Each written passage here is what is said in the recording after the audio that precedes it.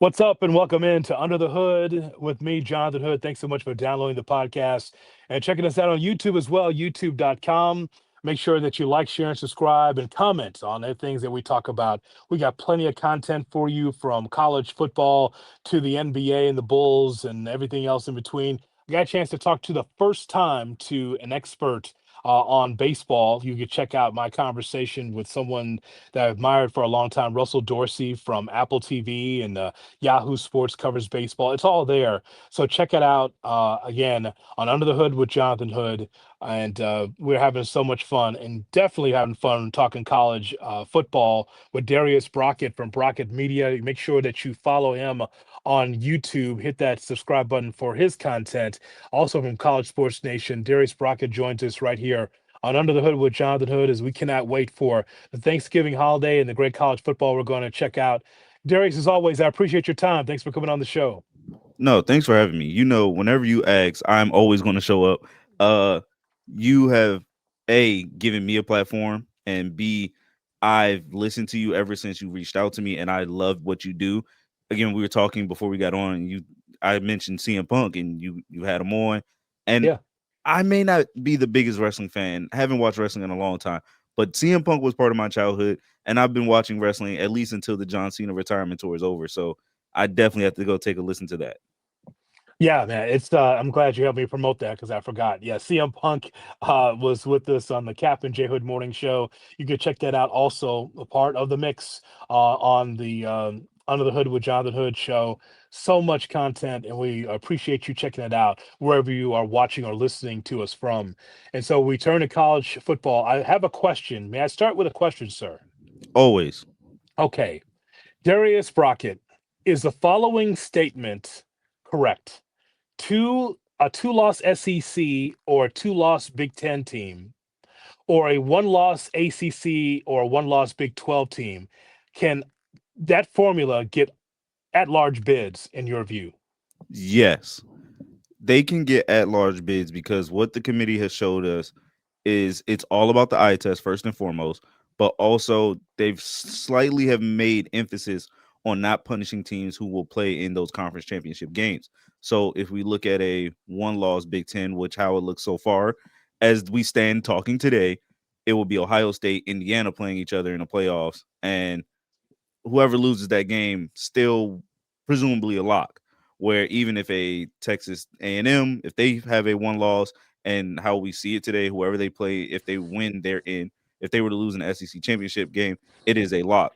However, when it comes down to the ACC and the Big 12, even those a two-loss Big 12 team is more so a better lock than a two-loss or a 2 to 3 loss ACC team if they were in the college football playoffs or if they were to make the conference championship of the ACC.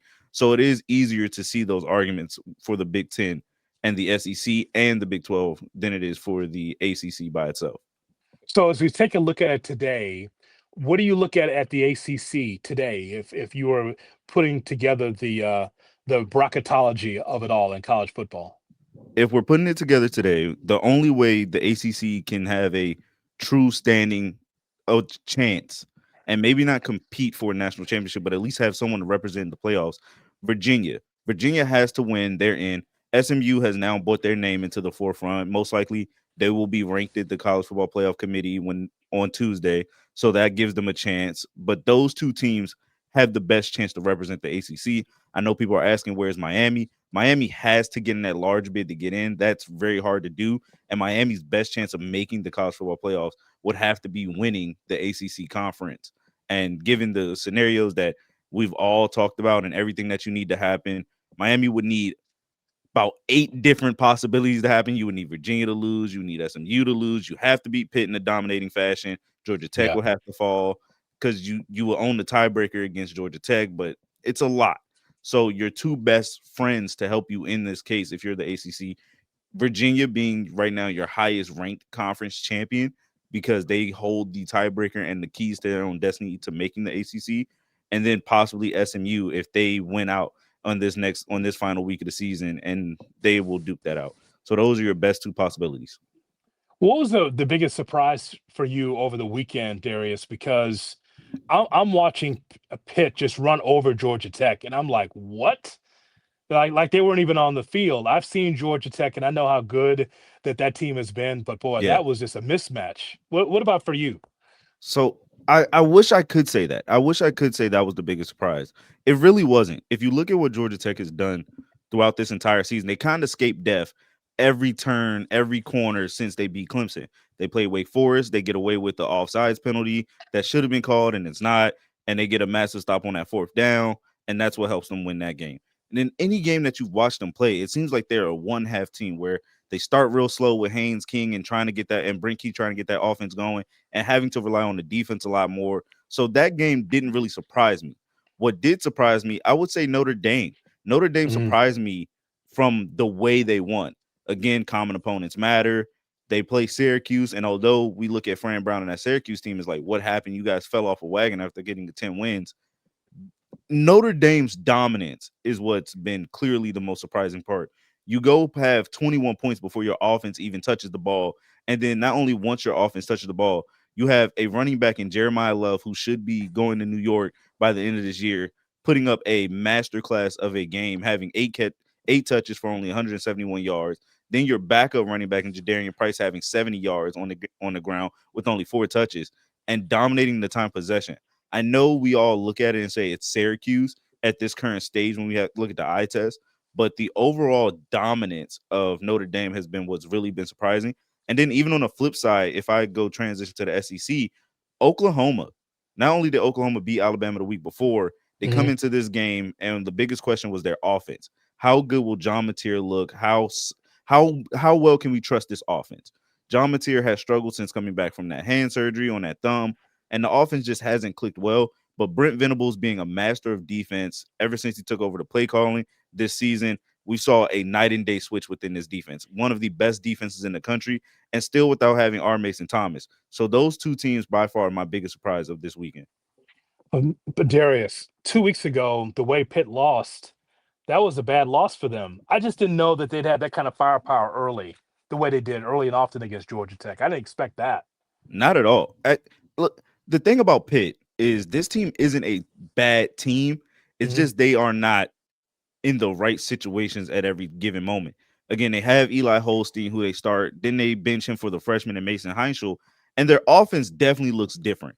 And again, when they play Notre Dame, we'll credit Notre Dame's defense and also a Yeah, freshman quarterback that's playing, a true freshman quarterback at that.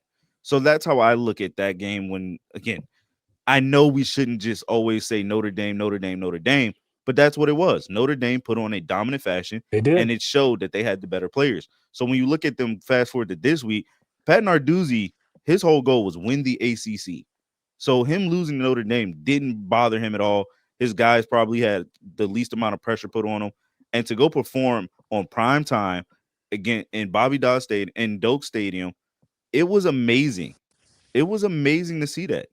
So, Pitt, congratulations to you guys. It was a great win. But again, Georgia Tech has been a team that has been skating death all year long. And in my Mhm. eyes, they are last year's Miami, where you had this great offense in Cam Ward. You have this great quarterback in what could be a Heisman candidate in Heinz King at Georgia Tech, and a high powered offense, but a defense that just couldn't stop anybody. So that's just what it came down to, a team that starts slow and skate death, and it finally bit them in the butt this time. Saw Ohio State run right over Rutgers in dominant fashion. With Julian saying the quarterback and defense has just been an amazing run for the Buckeyes here in the regular season. I just want to know from you if you could pick a team that would give Ohio State their toughest test in the college football playoff. Ooh, let me go look. Let me go look. Let me go look. Toughest test. It's hard to go down the list, and it doesn't seem like a lot of teams could hang with Ohio State. My best given statement would be Mhm. Texas A&M because they also have a really great defense. They are well coached under Mike Elko. They have Marcel Reed, and if we get the Texas A&M that we saw in the second half of that South Carolina game, that team does know how to put up more than 14 points, more than 6 points that Ohio State has usually gave up. So that would be the team that I would go with for now, but it's only because the evidence that we see, and I'm gotta do matchup for matchup, offense for offense, defense for defense, that I think can compete. Is great. Indiana is a good team, but there's part of me that still doesn't know that they could match up. Their defense can compete with Ohio State's offense. That still will be an interesting matchup, though. I think we Oh, Big and hope Ten's and gonna be we're so going to fun. see it. Yeah, That yeah. will There's no settle doubt. so much. Speaking of that, Oregon Ducks just took care of USC. I was so impressed by the running game from Noah Whittington, 179 yards on the ground, 257 in the air by Dante Moore, the quarterback for the Oregon Ducks. So, what do you think their shelf life is in the playoff? Because we've seen again terrific offense, and again Oregon's been the bridesmaid for so long. What can they do to be able to push their way through the glass ceiling? Health is wealth in this business. We always know that in order to win the title, not only do you have to be good, you need a little bit of luck, but you got to be healthy. Oregon wins that game without DeCorian Moore, who's their best receiver. They lose their center midway through the game, who ends up coming back. But they've played a lot of these on the back end of the schedule hurt. They haven't had a lot of healthiness. And the one thing Dan Lanning has done, he's relied on the physicality of this team and started leaning in a little bit on, hey, we're going to run the ball. Although it may not look like it, we are going to run the ball.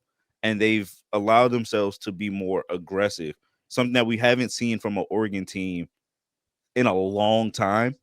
And not just saying that as they can't run the ball, but a lot less of, oh, we're going to build on these explosive plays of doing a jet sweep or throwing the ball deep downfield. No, we're going to grind it out. We're going to punch you in the face. And then you have a special teams unit that is solid. You got a punt return last Saturday.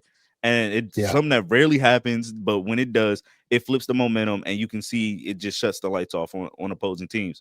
So health is wealth first and foremost. If they are healthy, they could be a national championship contender because they would need that extra week of rest. This is one of those teams where, or in this moment, in this scenario, not playing in that conference championship game will help you out if you can get your guys back. So health is the only way that I can see this team being a national championship contender. So as far as the Heisman hopefuls are concerned, this is Diego Pavia's Heisman to win, right? Because that's not Arch Manning, even though he might be invited, and that's not Mestermaker from North Texas. This is Pavia's award, correct? I, what Okay. Will we see Pavia in New York? Yes, Yes. 1000%. I believe Diego Pavia will be in New York. The game that he played against Kentucky was finally his Heisman breakout moment. I know if he's had games where we're watching and we're like, oh, this guy is really good. But this guy finally showed us, like, on the using the air, throwing the ball 70 yards, 60 yards downfield, where we're like, oh my gosh, this is amazing. But there's a quiet voice of Jeremiah Love from Notre Dame. The first Hmm. 2 weeks, the run game was absent. But since then, the guy has almost toted the ball 96 yards every time he's on the field. He has a 96-yard average. And slowly but surely, he has put together more of a highlight Heisman moment than we've seen from Diego. Diego has the hype. Diego's great. I definitely see him in New York. If I had to pick my three who would be in New York, it would be Jeremiah Love, Fernando Mendoza, Diego Pavia. I know Julian Sand should be on that conversation, but I think he'll fall just short in being a finalist. But those are the three that I would see in New York. No Mestermaker from North Texas. Could you imagine? I would love to. It just you got to have the moments against the teams Yeah. where everyone's eyes are on. And unfortunately, the same thing with if like Oregon or someone from the West Coast, when you're Pac-12 after dark, when it used to be in those eras, it was Yeah. hard to always hear the committee, the guys wanting that, unless you were a Marcus Mariota or a close enough Christian McCaffrey. It's hard to do that when you're playing games with that not a lot of people are going to watch. Too bad that Arch, the young player, and it's funny, Darius. I think we talked about this before about how we cover college football players or college athletes. Yeah, We cover them like the pros now, even though they're in college because of how much money they make. So now the narrative has changed, and so I have never seen a college athlete raked over the coals like Arch Manning. Like it's like people are expecting him to be Josh Allen or Patrick Mahomes, and even though he's paid well, doesn't mean that he's going to develop the same. So Arch could have been there, but Arch has been average or underwhelming at times. the thing that went down with Arch It's literally the curse of having the last name Manning. That is Yeah. all. He did not look terrible. He did not look as the season went on. Steve Sarkisian said it himself. You saw the growth in Arch Manning. You saw the confidence, and then he has a game where he might look a little shaky, and then they lose, and then everyone's like, "Arch, what's going on? That's terrible." And I was one of those people too. I won't. I criticized the game for how I saw it, but I never would just throw him away. I always looked at it as this is his first time starting. Yeah, he might have came in, but it was against Louisiana Monroe. It was against games and teams that, in their eyes, are cupcake games or gimme games. This Yeah. was also one of those games where it's a little flaky, it's cupcakey. That's what the SEC does on the back end of a November. But we got to see Arch Manning have that confidence in him that he started with in the beginning of the year, that he finished with last season. So Arch could be in the Heisman conversation for next year. This year, you just weren't that guy. Unfortunately, that's just the way the cookie crumbles. Darius Brockett, I'm not going to let you get away with that comment as a Georgia guy, because that's a tough Charlotte 49er team we played on Saturday. Be careful now. Be Oh my careful. That's a gosh. that's that's a tough Kirby Charlotte Smart team. had to play his fourth string. Wow. Who would have thought he had to go that deep in the vault to win a game? Come on now. Those Come are on. tough. Those are tough matchups toward the end of the season. You got to get yourself sharp and right for the playoff. You understand? Okay, that's what everyone says until all it takes is one loss from one of those teams, and now you're out the playoffs. I'm gonna tell you, I prefer it this way than the way it was in September, August, September, with some of these cupcakes. It was actually too many. You spread No, out the cupcakes that way. I'm no, okay with it. What? I'm the opposite. I think you get the because you need tune-up games. Those tune-up games are that again, college football doesn't have a preseason. So I Right? prefer getting us that first 3 weeks of August, that first well, that August to the first 3 weeks of September of just like, Mhm. oh, you got to get Georgia versus Northern Illinois. You're going to get Miami versus Toledo. You're going to get Kennesaw State versus Iowa. I'm cool with that because by the time we get into this conference schedule, which now a lot of these teams will be going to 9-game conference schedules. Now Yeah. everyone has to be tested. You are ready to play who you need to play. And as long as you have a power four opponent in those non-conference games, I'm fine. I'm not saying everyone needs to have 4 straight cupcakes, but 1 to 2, like I like that Miami this year or the ACC as a whole. And I don't want to make this about Miami, but the ACC as a whole had one of the toughest non-conference schedules. Now, did they lose a lot of them as a whole? Yes. Does that hurt them in the long run? Yes. But when you look at it, it does show that the ACC wasn't scared to go out and compete. You had Florida State play Alabama. You had Miami play Notre Dame. You had them play Florida. You have Virginia Tech having to play South Carolina. Even Texas Tech's Joey McGuire. He talked about it on Dusty and Danny months ago, where hey, just go have a power four schedule. If you and you can do 1 to 2 cupcake games, but if everybody plays everybody, the committee has a full season to look at you instead of just pick out these 3 specific games of what's a good loss or a bad loss. And now everyone can say who's the better conference, who's this. In college basketball, we have that with the ACC, SEC challenge. We have the Big 10, Big 12 challenges. So why can't we just do that in college football? It's a good question. When you become the czar of college football, you definitely got to put that in. I would need so many people in my cabinet that I would make so many less decisions that you would think I was a genius. Let's start there. I am not the Okay. guy for that job. I No, that's not true. You could be the head of it, but I'll be right there with you, man. I'll be with you, win or tie. I'll be there to help you. all right, we're in then. We're locked in. Put us down for 2027. Notice I didn't say loss. I said win or tie. Yeah, we don't So lose over so here. before I ask you about the Thanksgiving weekend games, I do want to ask you about your fandom about Miami because we have not discussed this. I just want to know the origin story of you being a Miami guy, and then what your thoughts on the program are at this point. So Miami was the first football team I ever got introduced to. Okay. I'm born and raised in Washington, D.C., in the Maryland area. But when it came to football, Miami was the first team I was ever introduced to. And watching that team, it happens to be around 01, 02, 03. So I get to see it at its highest peak before it hits the ACC.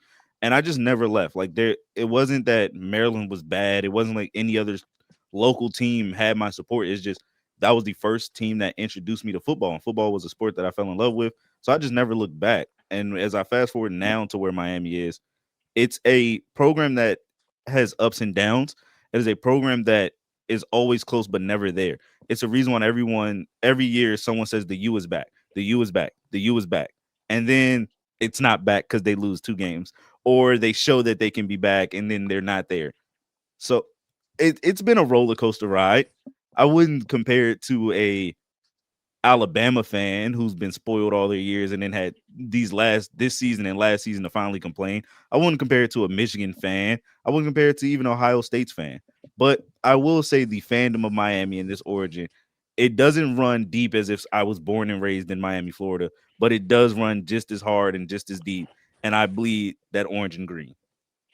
I totally understand. I got a number of Miami friends that are fans of the program or boosters of the program, so I get it, man. It's better than it was, I think, in the previous regime. But Yeah. again, you want to be in the college football playoff, and but without any questions, you want to be able to be that power. I grew up when Miami was a thing, under Jimmy Johnson. I know how good college football is when Miami's good. Yeah, So I totally I get got it, to watch those documentaries, the U part two, and people man. will always look at me like you weren't alive for those. I'm like, no, I wasn't. But if you go 2000, I was definitely around. I saw Yeah, that. I can actually remember that. But then I also saw the sanctions and the penalties. Randy Shannon. Then we yeah. get Al Golden, and I liked Al Golden. Then we go to Manny Diaz and Mark Richt, and I like again those coaches. I like those coaches. Mario Cristobal, I do like him. I wish he was a little bit more aggressive in his coaching, but again, I'm not a coach. But also, I'm realistic. One thing that I always tell people, I may be a fan of a team, but I'm always realistic. I will tell you if they're Yeah. good or if they're bad. I will never sit here and go and be delusional and think that every year is our year. No, there's something wrong with this. There's something wrong with that. So if you ever hear me talk Miami or any of my favorite teams, just know I will be have a honest opinion. Unless currently it's the Oklahoma City Thunder. I just won a championship. I don't want to hear nothing. I'm in heaven. well, you can enjoy that. That was a fun ride for the Thunder, that's for sure. So I do want to ask you about these matchups. It's rivalry week for college football. Ooh, This is so much fun. I'm into all of it, Darius. Of course, I'm a college football sicko, so I love it. I love the middle of the road college football game this we is what we get live on for. Friday. Yeah, that's it's weird, right? You put it on and just like, oh, Tim Brando's in, is in Ames. Like, okay, well, let's turn it on. Let's see what happens, right? I enjoy these middle of the road games on Friday and then rivalry week on Saturday. So we should start though by talking about Ole Miss and Mississippi State because this is more than just the Egg Bowl. This is Lane Kiffin's future that's on the line, and we need to talk about this. We've discussed this before, but this is on the edge of absurdity, Darius Brockett, because and listen, I think we know Lane Kiffin is a climber.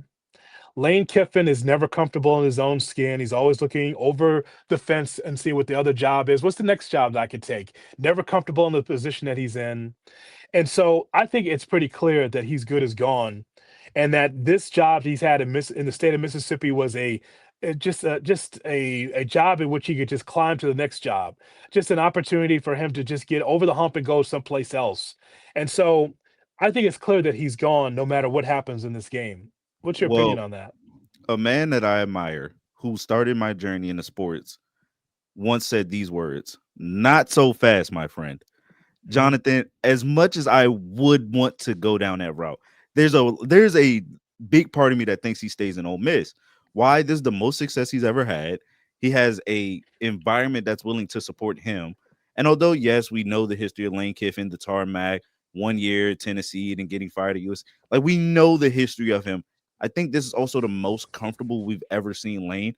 And to be honest, just like us sitting here talking, there's other outlets who's sitting here talking, and that's like we don't know what Lane's going to do. No one knows. Usually, there's always an inkling. Usually, there's always like a nugget of where like we might have an idea. We get to Friday, last Friday, Pete Thamel puts out a report that, oh yeah, LSU's putting together an offer. Well, Sure. he continues and doubles down that, okay, Florida's also putting together an offer. Ole Miss is putting together an offer. And then the Ole Miss athletic director and Keith Carter he puts out a statement saying that we've had positive and poignant conversations, that he will make his decision after the Egg Bowl. But for right now, let's just focus on that and let's get this win. What does that even mean? Because if you say pointed and positive conversations, read the tea leaves, you can go, oh, he's staying. And also, when you're the home team, it's easier to kind of recruit someone to stay at your home because that's where their family's at. And even everyone tried to read the tea leaves of his son Knox. He had on LSU Beats headphones for on a Friday night football game, and everyone's like, "Oh, Lane's going to LSU." None of us know. None of us knows. That's I that's fair. That's fair. But I'm just here to tell you that he is the eight that walks in the bar that you want to hook up with, and you realize it's someone that you don't want to deal with for the rest of your life. You but might want what's to date that wrong? eight. Well, what I'm saying is that he's not worth the trouble because Not he's not going to not at all. stay. He's not worth the trouble. But look at what he's done at Ole Miss, at a place that Fair. we all had this thought process that he would only stay 2 years and leave. He's done a phenomenal job there. He's recruited well, and I'm just like the conspiracy nut too. I am just like every other conspiracy nut that goes on these message boards and sees what's going on. Except I'm a little bit more relaxed. One thing that I noticed, there was a kid that made a tweet, and this is about 2-3 weeks ago, as everything was still ramping up and everything was going on. Lane Kiffin quotes that tweet, and his quote wasn't like, "Oh, he's a good kid, he's an excellent kid." It was, "Come to the sip." Usually, when coaches know they're going to be leaving out the door, they don't really pitch the idea of telling a kid where to go recruit. They don't even make that public. So again, I'm not a genius here, but I have a gut feeling that I hope, and for everyone listening, hope with a capital H, he stays at Ole Miss. He's done really good there, and they're on their best season there. And for all the fans that are wanting him to make a decision, relax. Don't tarnish something so beautiful that you have just because he has other people flirting with him. That's life. When you're a handsome person, you're going to get flirted with. Be lucky if he's loyal and he stays. I know you and I have that problem, but still. Oh, can't get him off me. I just look at it like, well, let me just tell you, Darius, I hope he stays there for a decade Yeah, because you don't necessarily have to have stars just in what you would call blue blood programs. I want him to do the impossible to stay in the state of Mississippi at Ole Miss and get to the national championship. It'll be something completely different, right? For the yeah. state of Mississippi, even Mississippi State fans can get down with that. They could be like, okay, at least our state's on the map. I let him stay there. And I I mean, think if that's what he's done. He's well, I turned it mean, in. He slowly, that program was nothing when he got there. No one looked correct. at Ole Miss as any form of a competitor. No one looked at Ole Miss with any resemblance of respect when it came to the ACC, to the SEC.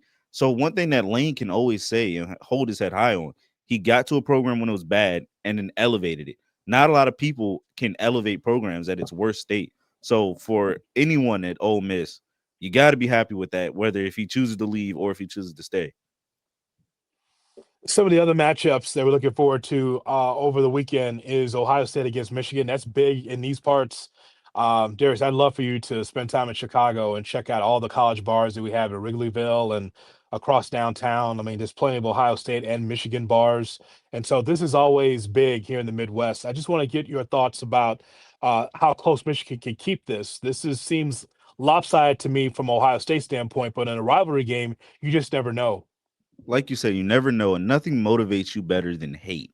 I don't know Hmm. what it is in college football. Nothing motivates people more than hate. The Yeah. team over there, the team over there.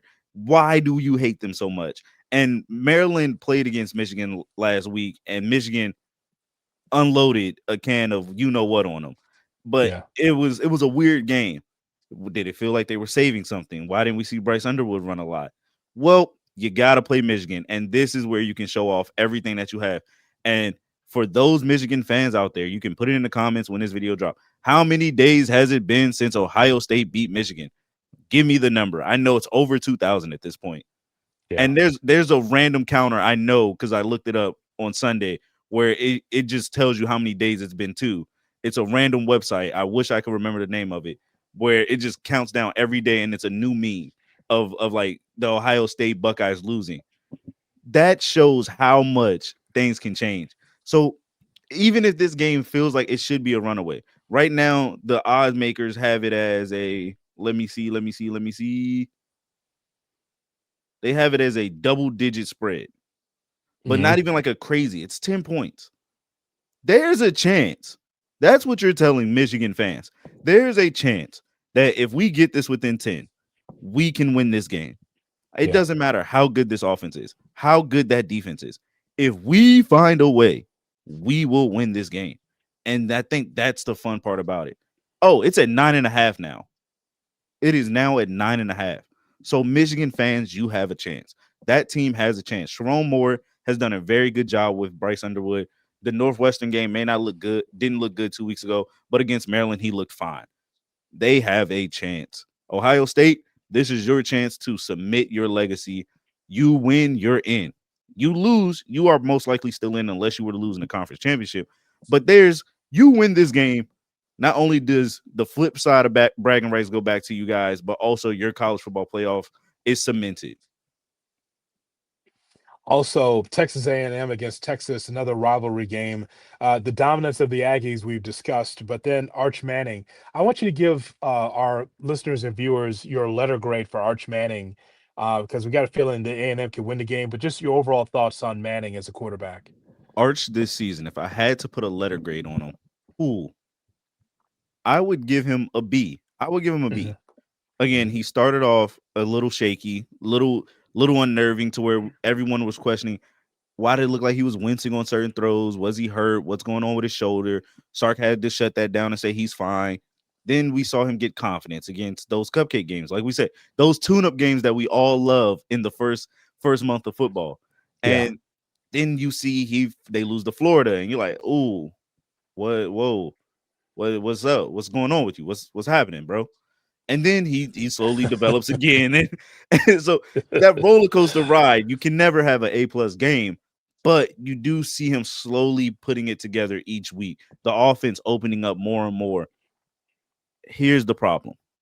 You're going to play against, I know I said earlier Oklahoma has one of the best defenses in the country.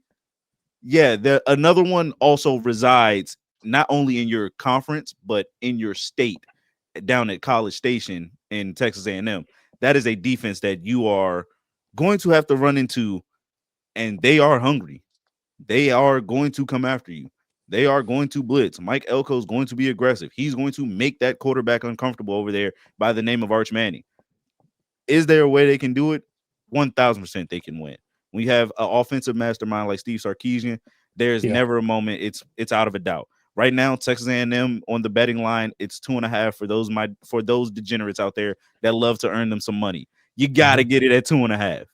But there's also a chance that Texas can do something crazy. Right now, sitting at 8-3, nothing to lose currently. Their playoff hopes are pretty much out the way right now, unless they win this game, where you see them throw everything at the wall. Again, nothing motivates a team better than hate in college football. So who knows? I do think Texas A&M still wins this game, though. Yeah. Darius, is there a question I failed to ask you that resonated with you as far as the college football weekend or we're going to see this week?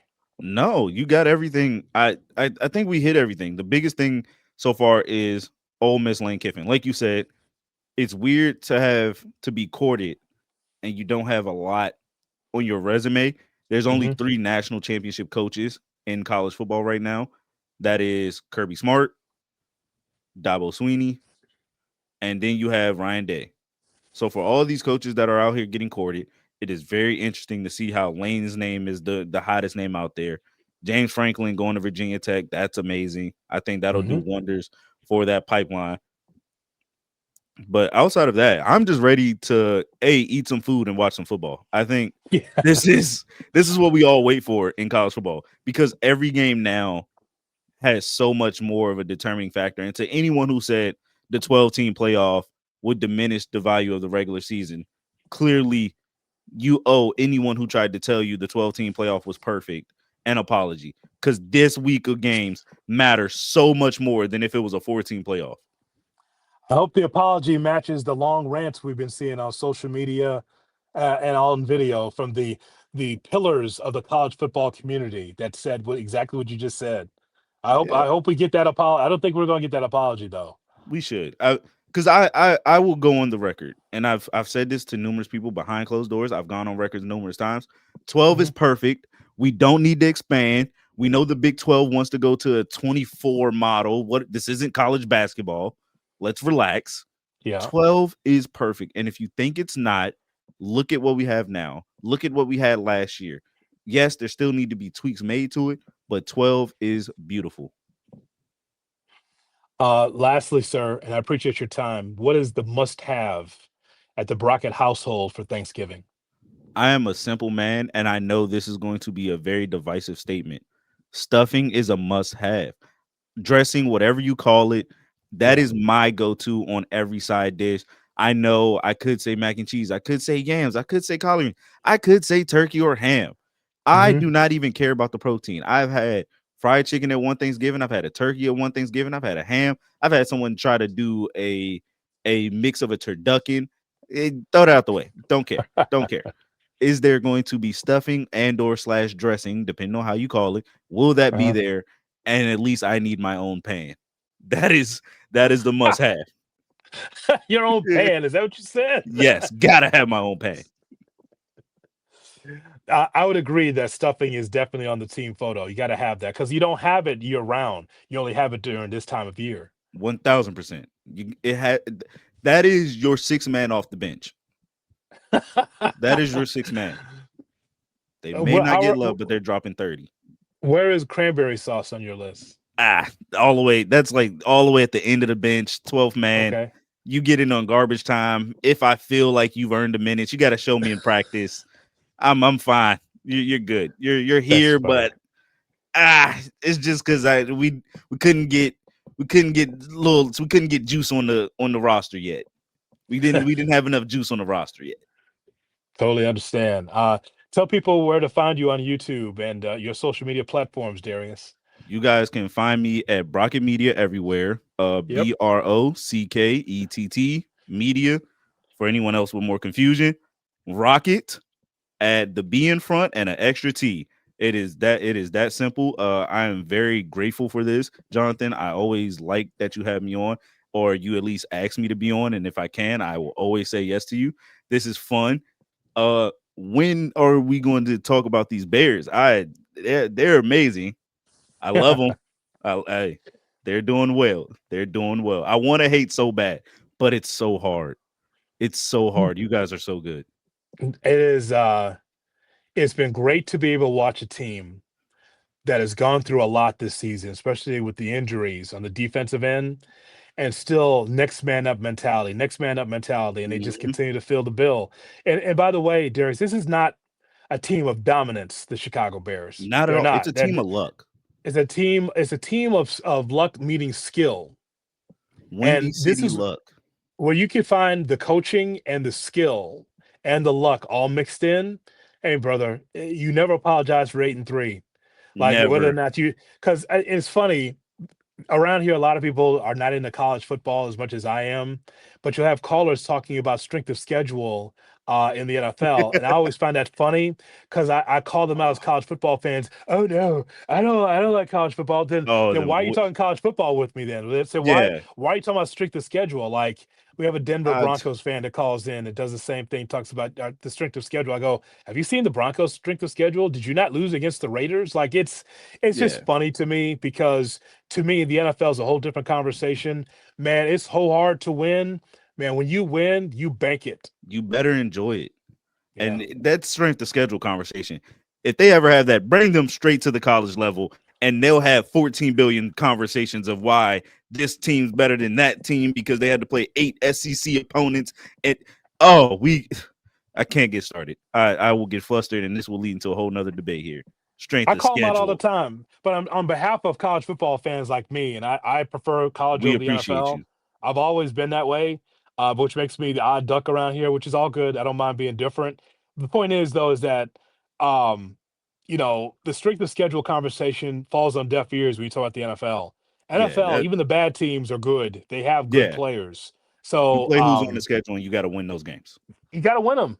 I've been through enough 3-8 seasons. I'm good with the 8-3. Just put it that way. Breath of fresh air. Happy Thanksgiving to you and your family, man. I appreciate you as always. Happy Thanksgiving to you and yours. Be safe. Everyone that's out there, enjoy some good football, enjoy some good basketball. College basketball is around the corner. I know everyone doesn't talk about it. I also am people who don't talk about it, but I will in December. So look out for that as I cover the Maryland Terps men's and women's basketball team. But let's enjoy everybody. Everyone be safe. And again, Jonathan, thank you again.